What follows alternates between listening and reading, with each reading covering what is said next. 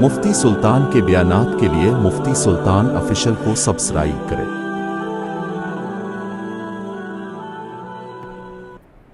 السلام علیکم ورحمۃ اللہ وبرکاتہ۔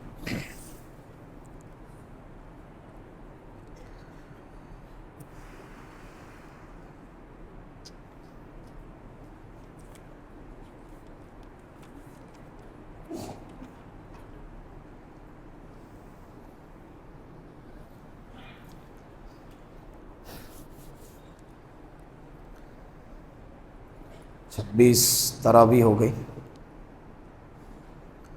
25 روزے، 30واں پارہ ادا ہو گئے۔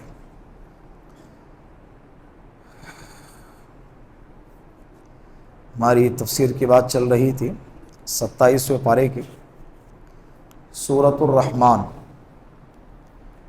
آپ صلی اللہ علیہ وسلم نے فرمایا کہ ہر چیز کی ایک زینت ہوتی ہے، سورۃ الرحمن یہ قرآن کریم کی زینت ہے،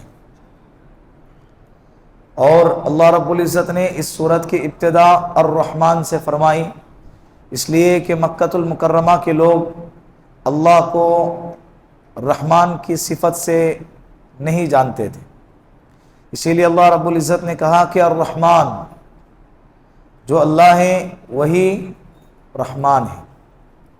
رحمان یہ اللہ کے ناموں میں سے ایک نام ہے، صفاتی ناموں میں سے۔ ذاتی نام اللہ ہے اور صفاتی ناموں میں سے الرحمن ہے، الرحیم ہے، القدوس ہے، السلام ہے، المؤمن ہے، المہیمن ہے، المعز ہے، یہ صفاتی نام ہے اللہ کے۔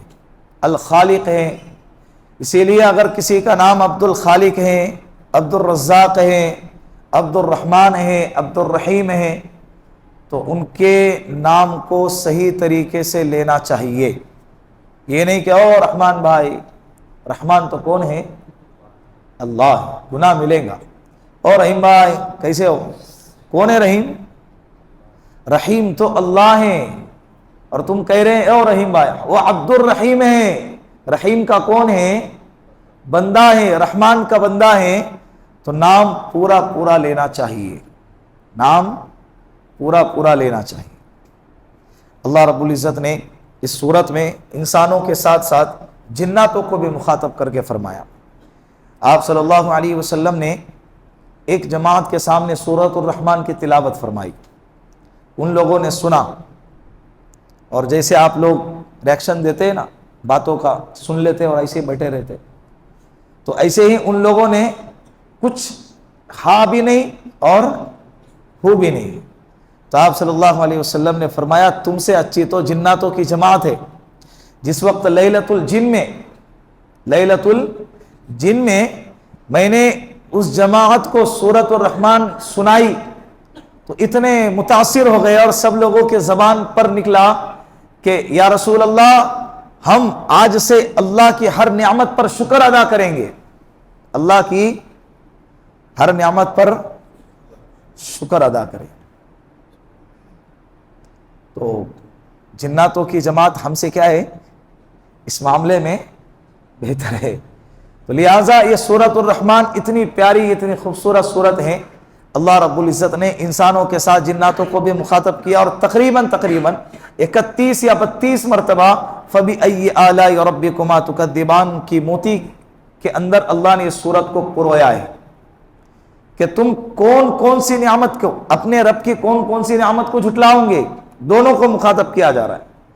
فَبِأَيِّ آلَاءِ رَبِّكُمَا، کما یہ دو ضمیر دو طرف اشارہ کر رہی ہے، ایک انسانوں کی طرف اور جناتوں کی طرف، اور اسی لیے اس سورت کے اندر انسانوں کے ساتھ ساتھ جناتوں کو بھی شامل کیا گیا ہے۔ جگہ جگہ پہ اللہ نے جو نعمتیں انسانوں پر اور جناتوں پر برسائی ہیں، اس نعمت کا تذکرہ کیا، پھر کہا کہ تم اپنے رب کے کون کون سی نعمتوں کو جھٹلاؤ۔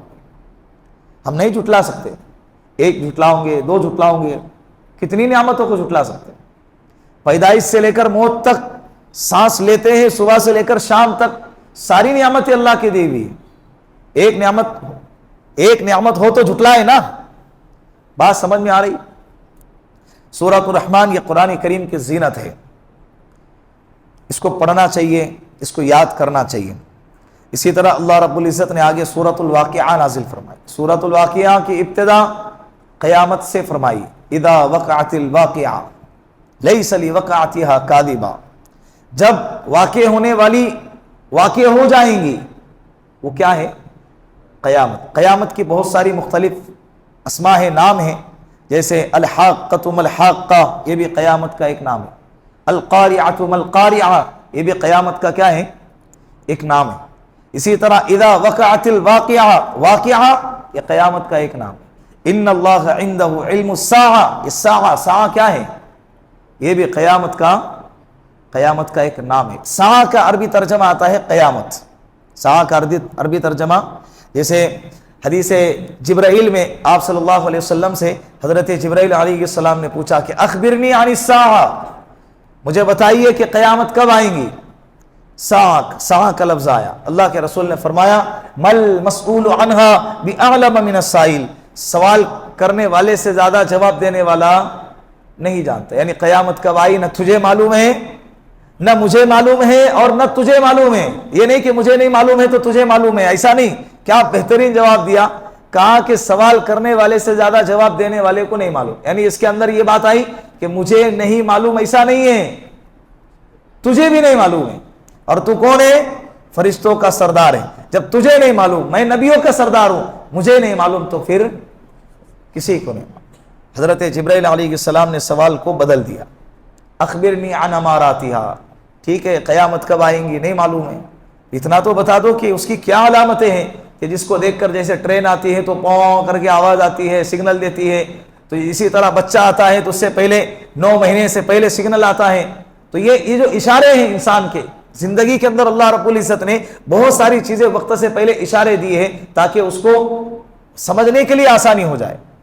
ایسے ہی قیامت کے آنے سے پہلے کیا کیا نشانیاں ہیں، اللہ کے رسول صلی اللہ علیہ وسلم نے مختلف مجالس کے اندر مختلف علامتیں بیان فرمائی، لیکن اس مجلس کے اندر اللہ کے رسول نے فرمایا ان تلد الامۃ ربتها وان ترى الحفاة العراة العالة رياء الشاة يتطاولون في البنيان، جب تو دیکھے کہ ننگا بدن ننگے پیر بکریاں چرانے والوں کو اونچے اونچے گھروں میں محلوں میں رہتے ہوئے، تو سمجھ جانا کہ قیامت کیا ہے۔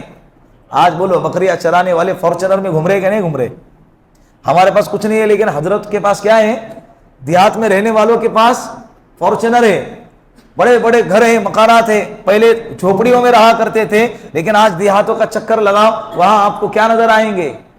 بنگلے نے بنگلو نظر آئیں گے۔ کیا نظر آئیں گے؟ بڑے بڑے بنگلو نظر آئیں گے۔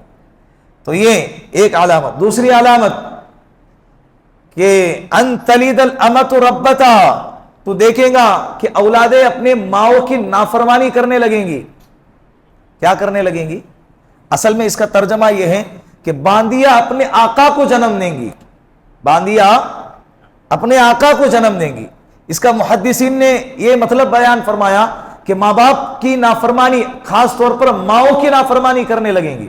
اکثر و بیشتر دیکھیں نا، بعض گھروں میں ایسا ہوتا ہے کہ ماں اور باپ دونوں کی نافرمانی ہوتی، لیکن بعض گھروں میں ایسا ہوتا ہے کہ باپ کی تو نہیں ہوتی، ہمت نہیں ہوتی، ڈر جاتے سختی کی وجہ سے، مار کی وجہ سے، تو وہاں احترام کو ملحوظ رکھا جاتا ہے، ان کی نافرمانی نہیں کی جاتی۔ لیکن اس گھر کے اندر بھی کس کی نافرمانی ہوتی ہے؟ ماؤں کی نافرمانی ہوتی ہے۔ ماؤں کو ہلکے میں لیتے، ماؤں کو بدتمیزی سے بات کرتے، ماؤں کو اونچی آواز میں بات کرتے، ماؤں کو جھڑک کے بات کرتے، ماؤں کو اگنور کرتے ہیں، اور ماؤں کو چلا کے بات کرتے ہیں۔ یہ سب کے سب کس کی علامتیں ہیں؟ قیامت کی علامت ہے۔ تو ساعہ کا ترجمہ، ایک ساعہ، الواقعہ، القاریعہ، الحاقہ، یہ سب کس کے نام ہیں؟ بولو، قیامت کے نام۔ اللہ رب العزت نے سورۃ الواقعہ میں قیامت کا تذکرہ فرمایا، جنت کا، جہنم کا تذکرہ فرمایا۔ اے بھائی نعمان بھائی نیچے آ جاؤ، گر جائیں گے اوپر سے۔ قیامت کا تذکرہ فرمایا، ماننے والوں کا، نہ ماننے والوں کا، جنت والوں کا، جہنمیوں کا تذکرہ فرمایا سورۃ الواقعہ۔ اور آپ صلی اللہ علیہ وسلم نے فرمایا جو بندہ رات میں سونے سے پہلے سورۃ الواقعہ کی تلاوت کرے گا، اللہ اس کو کبھی فاقے سے وابستہ نہیں کرے گا، کبھی اس کے گھر میں فاقہ نہیں آئے گا۔ حضرت عبداللہ ابن مسعود رضی اللہ عنہ صحابی ہیں، جلیل القدر صحابی ہیں، غور سے سننا. بستر مرگ پر ہے, آخری وقت چل رہا ہے زندگی کا. حضرت عثمان غنی رضی اللہ عنہ کی خلافت ہے. ان کی عیادت کے لیے تشریف لائے. کون؟ حضرت عثمان غنی رضی اللہ. اور آ کر پوچھا حضرت عبداللہ ابن مسعود رضی اللہ عنہ سے کہ کیا شکایت ہے, کیا تکلیف ہے؟ ما تشتکی, کیا تکلیف ہے؟ انہوں نے کہا کہ ذنوبی, مجھے میرے گناہوں کی تکلیف ہے. صحابہ کی نظر میں تو آخرت, اللہ, جنت, جہنم, پل صراط, یہی ساری چیزیں اس کو اہمیت دیتے تھے. ہماری نظر میں تو کیا ہے, قیامت, آخرت, جنت, جہنم تو بس کتابوں کے اندر رہ گئے. انہوں نے جیا ہے اس کو. حضرت علی نہیں فرماتے رضی اللہ عنہ کہ اگر ہمارے سامنے جنت اور جہنم کو لایا بھی جائے تب بھی ہمارے ایمان میں رتی برابر بھی اضافہ نہیں ہوگا. بغیر دیکھے ایسا ایمان لے آئے, بغیر دیکھے ایسا مان لیا ہے جنت اور جہنم کو, اگر وہ آ بھی گئے تب بھی ان کے ایمان میں اضافہ نہیں. ایسا زبردست آخرت کا تصور ان کے نظروں کے سامنے ہوتا. تو کہا کہ بھائی کیا تکلیف ہے؟ انہوں نے کہا ذنوبی, مجھے تکلیف ہے کس کی؟ میرے گناہوں کی. دوسرا سوال کیا, کہا کہ ما تشتہی, کیا چاہتے ہو؟ کہا کہ رحمت ربی, میرے رب کی رحمت چاہتا ہوں. کیا چاہتا ہوں؟ میرے رب کی رحمت چاہتا ہوں.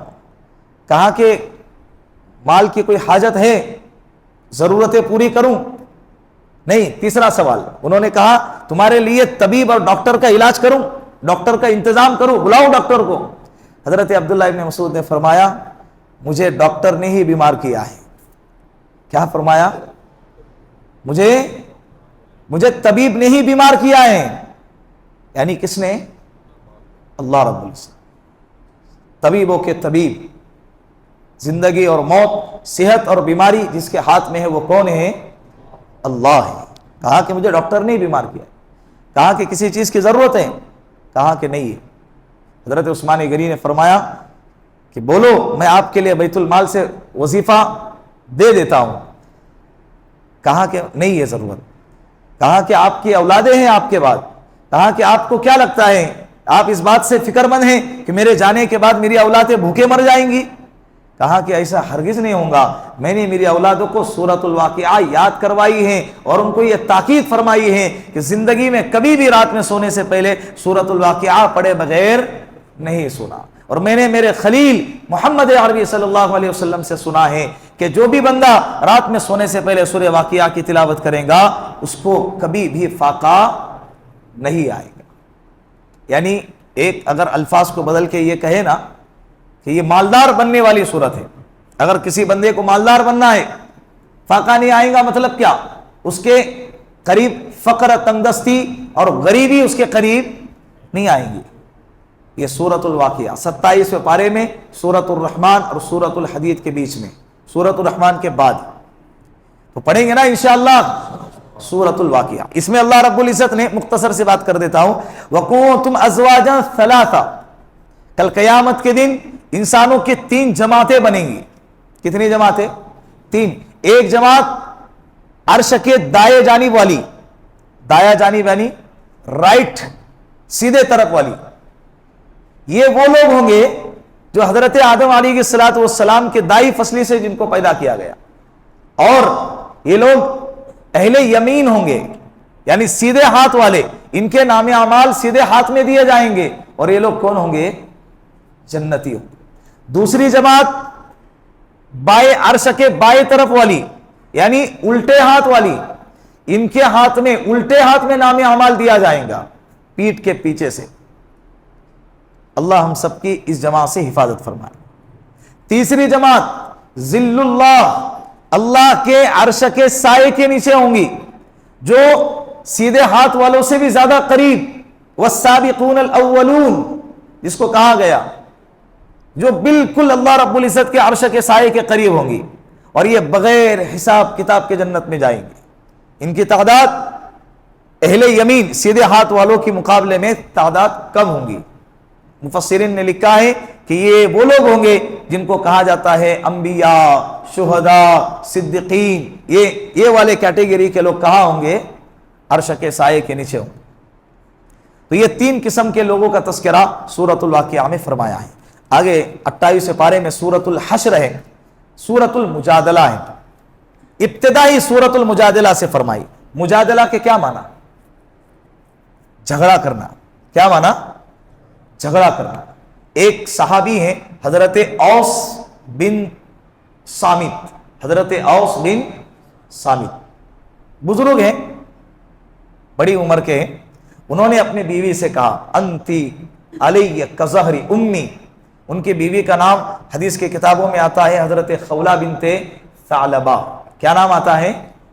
بولو، حضرت خولہ بنت۔ بس آج کا دن ہے اور کل کا دن، پھر تمہاری بھی چھٹی اور ہماری بھی چھٹی۔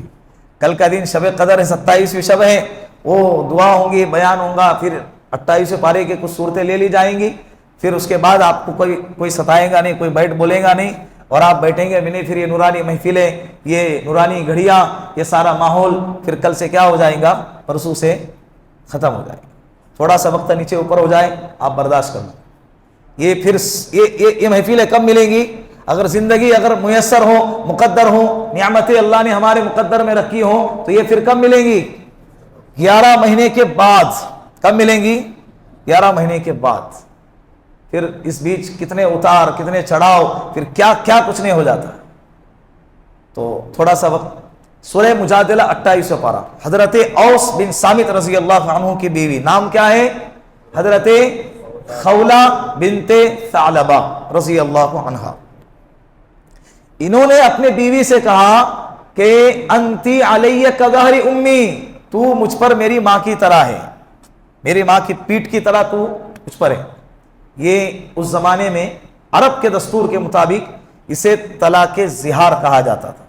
اور جو بھی بندہ اپنے عورت کو اپنے محرم رشتہ دار کی طرف نسبت اگر کرے، محرم یعنی بہن، بیٹی اور ماں، یہ محرم رشتے ہیں، ان کی طرف اگر نسبت کرے کہ اور ایسے اعضاء کی طرف نسبت کریں جو اعضاء محرموں کے لیے، جو محرم رشتے ہیں ان کا دیکھنا بھی ہمارے لیے جائز نہیں ہے، پیٹ، پیٹ، یہ وہ اعضاء ہیں کہ جس کو ہم محرم بھی ہے ہمارے، اس کے باوجود بھی ہمارے لیے وہ دیکھنا جائز نہیں ہے۔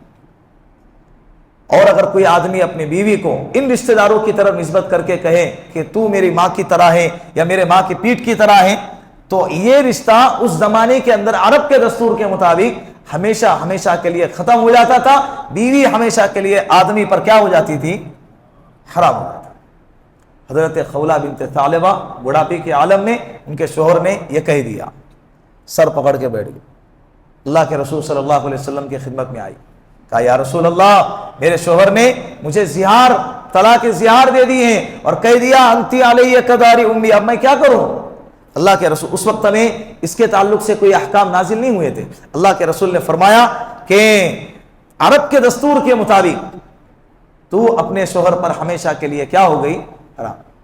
وہ کہنے لگی یا رسول اللہ، افنا شبابی، میری جوانی ختم ہو گئی ہے اور میری کمر ٹوٹ چکی ہے، غربت نے ہمیں ستایا ہوا ہے، بچے جوان ہو گئے، اب ایسے وقت میں کہاں جاؤں گی اور میرا شوہر کہاں جائیں گا؟ کہا کہ قرآن میں اس تعلق سے کوئی حکم نازل نہیں ہوا ہے، لہٰذا عرب کے دستور کے مطابق تو تیرے شوہر پر ہمیشہ کے لیے حرام ہو۔ وہ کہنے لگی حضرت خولہ بنت ثعلبہ، یا رسول اللہ، ہر حکم پر قرآن اترتا ہے، ہر مسئلے پر قرآن اترتا ہے، میرے مسئلے پر قرآن کیوں نہیں اترا؟ اس مسئلے کے متعلق قرآن کیوں نازل نہیں ہوا؟ آپ صلی اللہ علیہ وسلم نے کوئی جواب نہیں دیا۔ حضرت امی عائشہ صدیقہ رضی اللہ عنہا فرماتی ہیں کہ میں نے دیکھا، بخاری کی حدیث ہے، وہ فرماتی ہیں میں نے دیکھا حضرت خولہ بنت ثعلبہ تھوڑا سا دور جا کر اللہ رب العزت سے باتیں کرنے لگی۔ اللہ سے شکایت، اللہ کے رسول کے سامنے شکایت کی تو اللہ کے رسول نے نہیں سنی، تب یہ کس کو سنا رہے؟ اللہ سے سنا رہے۔ حضرت امی فرماتی ہے عائشہ رضی اللہ عنہا، کہا کہ وہ جو کیا باتیں کر رہی تھی نا، میں بالکل پاس ہی تھی، زیادہ دور نہیں تھی، لیکن مجھے سنائی نہیں دے رہا تھا. قربان جاؤ میرے رب کی قدرت پر کہ میرا اللہ عرش پر بیٹھے بیٹھے اس بڑھیا کی باتوں کو سن رہا تھا. اور اللہ نے قرآن کریم نازل فرمایا, اور اللہ چاہتے تو صرف احکام اتار دیتے, لیکن اللہ نے صرف احکام نہیں اتارے بلکہ اس عورت کی دل جوئی کے الفاظ کلمات قرآن کریم میں اتارے. قیامت تک اس کی دل جوئی کے کلمات کو پڑھا جاتا رہے گا. بسم اللہ الرحمن الرحیم. قد سمع اللہ قول التي تجادلك في زوجها وتشتكي الى الله والله يسمع تحاوركما ان اللہ سمیع بصیر. اللہ رب العزت قرآن میں اللہ کہہ رہے ہیں قد, بے شک تحقیق کہ اللہ نے اس عورت کی بات سن لی جو تم سے کیا کر رہی تھی, جھگڑا کر. تجادلو کا لفظ آیا, جھگڑا کر رہی تھی. وتشتکی الی اللہ, تم نے نہیں سنا, اس نے کس کو سنایا؟ اللہ کو سنایا. اللہ کو دکڑا سنایا کرو بھائی, اپنے دل کے دکڑوں کو اللہ کے سامنے کھولا کرو. اللہ حضرت خولہ بنت ثعلبہ کے ہیں, ہمارے نہیں ہیں. اللہ ہمارے بھی ہیں, اللہ ہمارے لیے بھی مدد کا انتظام کریں گے, لیکن سناؤ تو صحیح. آخری آسمان پر, دنیاوی آسمان پر اللہ رب العزت متوجہ ہوتے ہیں اور پکارتے ہیں آخری پہر میں رات کے کہ کوئی ہے مانگنے والا, کوئی ہے پکارنے والا کہ جس کی مانگ کو میں پورا کروں, جس کے دعاؤں کو میں قبول فرماؤں, جو مانگ رہا ہے اس کو عطا کروں. لیکن ہم کیا کرتے ہیں, خراٹے مارتے ہوئے 10 بجے کا الارم لگا کے سو جاتے کہ بھائی ہم کو اٹھنا ہی نہیں ہے, ہم کو کوئی چیز اللہ سے نہیں چاہیے, مخلوق سے چاہیے. ذلیل ہو کر لینا ہے اور تانے دے کر لینا ہے اور رسوا ہو کر لینا ہے, لیکن شان کے ساتھ نہیں لینا ہے. تو کس سے نہیں لینا ہے؟ اللہ سے نہیں لینا. اللہ کہہ رہے ہیں وَتَشْتَكِي إِلَى اللَّهِ, اللہ سے شکایت کر رہے. وَاللَّهُ يَسْمَعُ تَحَاوُرَكُمَا, اللہ نے تم دونوں کی باتیں سن لی. ان اللہ سمیع بصیر, اللہ تو سننے والا ہے اور دیکھنے والا ہے. پھر اللہ نے اس کے احکام نازل فرمائے, کہا کہ آج کے بعد یہ جو طلاق زہار ہے, ایسا کرنے سے, یہ کرنا تو گناہ ہے, اس لیے کہ ہر ایک رشتے کا اپنا ایک احترام ہوتا ہے, اس کا احترام توڑنے کی وجہ سے گناہ ملے گا, لیکن عورت ہمیشہ کے لیے حرام نہیں ہوگی. لیکن ہاں اس کا حکم نازل فرمایا کہ اگر کوئی بندہ اس احترام کو پامال کرے گا تو اس پر کفارہ آئے گا. کیا آئے گا؟ جس کو کہتے ہیں کفارہ زہار. کیا کہتے ہیں؟ یہ 3 طرح کے ہیں. اگر کسی بندے نے اپنی عورت سے کہا کہ تو مجھ پر میری ماں کی طرح ہے, تو وہ اپنے بیوی سے مل نہیں سکتا جب تک کہ وہ کیا نہ ادا کرے, کفارہ ادا نہ کرے. اور کفارہ کیا ہے؟ پہلے نمبر پہ ایک غلام یا باندی آزاد کرنا ہے. ابھی تو غلام کا زمانہ نہیں ہے, ورنہ دکان پہ کام کرنے والے امپلائی کو کہیں گے چل کل سے تیری چھٹی, تو وہ غلام نہیں ہے, وہ خادم ہے, وہ ملازم ہے. کیا ہے؟ وہ ملازم ہے. غلام آزاد کرنا ہے. اب غلام نہیں ہے تو پہلا نمبر کٹ. دوسرا نمبر کیا ہے؟ 60 روزے رکھنا ہے. کتنے روزے؟ جو روزہ توڑنے کا جو کفارہ بنتا ہے نا, وہ کفارہ یہاں ہے, 60 روزے رکھنا ہے. لیکن اگر اس کے باوجود 60 روزے نہیں رکھ سکتے, یعنی عمر ہو گئی ہے یا بیماری ایسی ہے کہ اگر رکھیں گے تو جان کا خطرہ ہے, اگر ایسا مسئلہ ہے, تو تیسرا آپشن 60 مسکینوں کو ایک دن میں 2 وقت کا کھانا کھلانا ہے, یا اس کی قیمت, گلے کی قیمت ان کو کیا کر دینا ہے, دے دینا ہے. یہ حکم نازل ہو گیا طلاق زہار کا. سورہ مجادلہ, بات سمجھ میں آ گئی آپ کے؟ آگے اللہ نے سورہ حشر نازل فرمائی. سورہ حشر کے اندر اصل میں یہودیوں کا تذکرہ ہے. قبیلہ بنو نذیر یہ یہودیوں کا قبیلہ تھا. آپ صلی اللہ علیہ وسلم جب مدینے میں آئے تو ان لوگوں کے ساتھ, عیسائیوں کے ساتھ, مشرکین کے ساتھ اللہ کے رسول نے ایک ایگریمنٹ کیا, ہمارے ساتھ جنگ نہیں کرو گے, ہم ساتھ میں مل کے رہیں گے, لیکن اگر تمہارے ساتھ کوئی جنگ کرے گا ہم تمہارے ساتھ مل کے اس کے ساتھ جنگ کریں گے. ہمارے ساتھ کوئی جنگ کرے گا تو تم ہمارے ساتھ مل کے کیا کریں گے, جنگ کریں.